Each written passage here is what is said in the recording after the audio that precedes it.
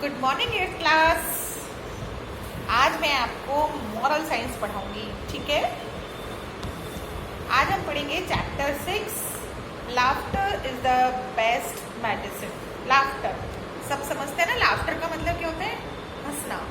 तो कहा गया है कि laughter is the best medicine. Laughter जो है, हंसना हमारे लिए सबसे अच्छी दवाई का काम करता है। हंसना हमारे लिए स्वास्थ्य के लिए सबसे अच्छा होता है। देखिए, the most वॉस्टेड of all days is one without laughter. ये ई क्यूमिंग्स ने कहा है कि हमारा सबसे बुरा दिन कौन सा होगा? जिस दिन हम नहीं हंसते हैं।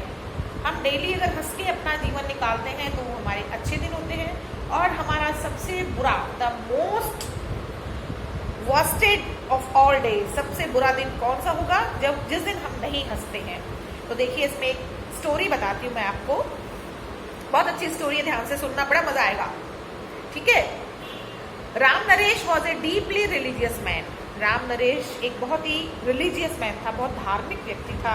So when he bought a horse, जब उसने एक घोड़ा खरीदा तो उसने उसका नाम क्या कर दिया? He decided to name it God. उसका नाम गॉड रखा। It sounded strange to many of his friends that he called his horse God. उसके सारे जितने भी फ्रेंड्स थे सब आश्चर्यचकित होते थे कि उसने जब वो अपने घोड़े को गॉड नाम से पुकारता था तो सबको आश्चर्य होता था। But Ram Naresh was happy. लेकिन राम नरेश बहुत खुश था that he would be riding on God's back, कि वह गॉड की बैक पर बैठकर राइडिंग करता है। God was a robust horse with long firm legs, smooth skin and great strength. God was a robust. Robust का मतलब होता है तगड़ा, एकदम हेल्दी घोड़ा था। विद लॉन्ग फर्म लेग्स, लंबी टांगे थी, स्मूथ स्किन थी एंड ग्रेट स्ट्रेंथ थी उसके अंदर। When he started running it was very difficult to stop him. जब वो भागना शुरू करता था तो उसको रोकना बहुत मुश्किल हो जाता था। He would just go on galloping and stop only when he would feel like stopping. वह लगातार भागता रहता था जब तक कि उसकी खुद की इच्छा नहीं करती रुकने की। जब उसकी खुद की इच्छा करती थी, just he would feel like stopping, जब उसका मन होता कि मुझे रुक जाना चाहिए तो भी वो रुकता था, अदरवाइज वो गैलपिंग। गैलपिंग का मतलब होता है टगबग बोलते हैं ना, गैलप करना। घोड़े का जो चलना होता है गैलपिंग कहलाता है। तो लगातार वो भागता रहता था। This was a problem. Ram Naresh could not control God or make him go where he wanted to. मतलब ये बहुत बड़ी प्रॉब्लम थी कि राम नरेश जहाँ भी उसको ले जाता था वह रुकता नहीं था, उसकी कहना नहीं मानता था, वो उसकी बात को मानता नहीं था। He wanted to. Instead, Ram Naresh had to go where God, the stubborn horse, wanted to take him. मतलब वो इतना जिद्दी अड़ियल घोड़ा था कि उसको ले जाने में लगता था कि मैं कहीं लेके जाऊंगा तो रुकेगा ही नहीं। तो उसको बहुत बड़ी प्रॉब्लम थी एक। तो अब उसने देखिए क्या किया। So he thought he better train the horse to respond to his commands. तो उसने अब एक डिसीजन लिया कि वह अपने घोड़े को ट्रेंड करेगा जिससे कि वो उसकी कमांड को सुन सके, कमांड को मान सके, ठीक है। With much effort Ram Naresh finally succeeded in making the stubborn God respond to to commands. आखिरकार जिद्दी घोड़ा फाइनली उसके दो कमांड को मानने लगा। क्या मानने लगा? थैंक गॉड एंड आमीन। Now whenever Ram Naresh said thank God, that the horse ran with all his might, and when he said amen he stopped suddenly. मतलब जब वो थैंक गॉड बोलता तो घोड़ा बहुत तेजी से भागने लगता, और जब वो आमीन बोलता तो अब अचानक चलता हुआ घोड़ा रुक जाता था। तो उसके लिए बहुत अच्छा हो गया कि दो बातें वो उसका घोड़ा, जिद्दी घोड़ा, स्टबर्न हॉर्स, अड़ियल घोड़ा, मानने लग गया, ठीक है। Ram Naresh was happy that now at least he could make the horse run and stop at will. One day Ram Naresh was riding god on a hill. एक दिन एक हिल पे, एक पहाड़ी पे चढ़ के जा रहा था, अपने घोड़े के ऊपर राइडिंग कर रहा था। The horse was running very briskly, बहुत तेजी से भाग रहा था घोड़ा। And Ram Naresh not familiar with the path, और राम नरेश जो था वो उस पाथ से फेमिलियर नहीं था, उस रास्ते को नहीं जानता था। Try to slow him down, उसने उसको धीरे करने की कोशिश की, काम डाउन करने की कोशिश की। गॉड लेट्स गो स्लो, उसने गॉड से कहा कि अब हमको धीरे चलना चाहिए, पर वो तो सुनता ही नहीं था। वो तो सिर्फ दो कमांड सुनता था उसकी, तो थैंक गॉड और एक आमीन। He said to the horse but these were not the command God listen to. लेकिन यहाँ ये वाली कमांड तो थी नहीं जो वो घोड़ा सुनता, वो तो लगातार तेजी से उस पहाड़ी पे भागे जा रहा था।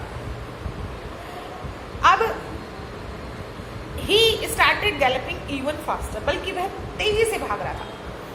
Now it was getting dark, अंधेरा होने लगा, and the horse was galloping towards the edge of a cliff. मतलब और घोड़ा किधर की तरफ भागे जा रहा था, पहाड़ी के ऊपर बिल्कुल एज पे, बिल्कुल कॉर्नर पे ऊपर जाकर, बिल्कुल जो पहाड़ की चोटी होती है ना उस तरफ भागा जा रहा था।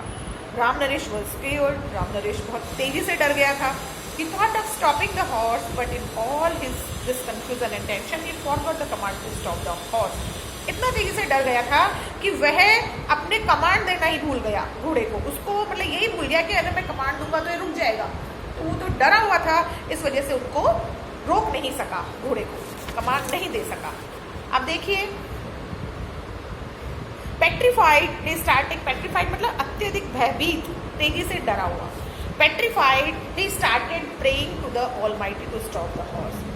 डरा हुआ राम नरेश अब गॉड से क्या करने लगा, प्रार्थना करने लगा, बट नथिंग हैपेंड, लेकिन कुछ नहीं हुआ। Ram Naresh fear was increasing now, अब राम नरेश का डर और तेजी से बढ़ गया। He started reciting the prayer aloud, वह तेजी से एक प्रेयर बोलने लगा, as loud as he could, जितना तेजी से वो बोल सकता था तेजी से भगवान को पुकारने लगा, प्रेयर करने लगा। At the end of the prayer, और जब प्रेयर के एंड में व्हेन ही सेड आमीन, हॉर्स स्टॉप, उसने भाई प्रेयर खत्म करते हैं तो उसने आमीन कहा, तो आमीन सुनते ही घोड़ा रुक गया। Seconds before falling of Cliff, मतलब क्लिफ से जहां वो बिल्कुल चोटी पर पहुंचता उससे थोड़ा सा पहले वो रुक गया।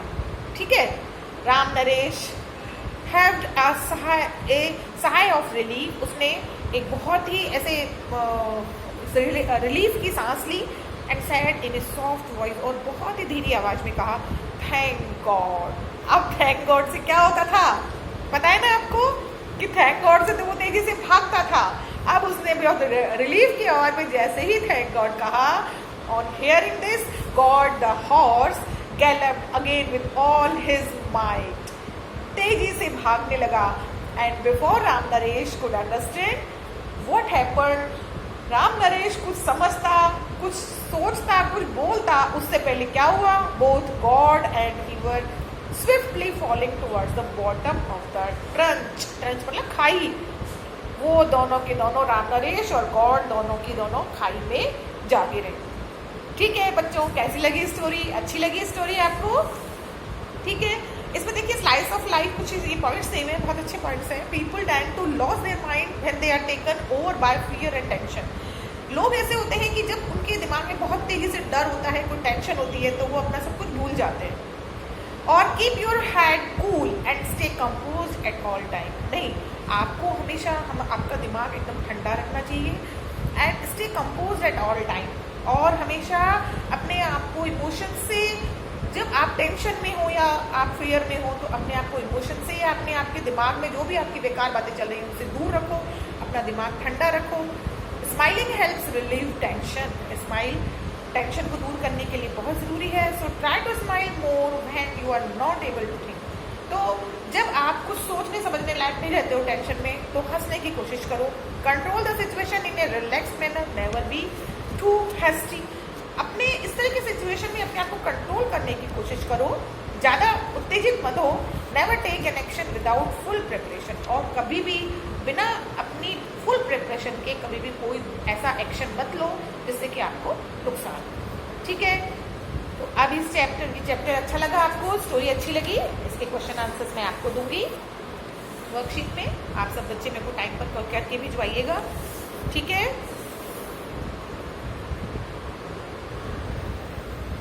अच्छे हैं क्वेश्चन आंसर भी, बहुत इजी हैं, मैं आपको वर्कशीट पे क्वेश्चन आंसर दूंगी। ठीक है, स्टोरी आप घर पे भी पढ़ के देखिएगा तो आपको अच्छे समझ में आएगी। Okay, bye bye.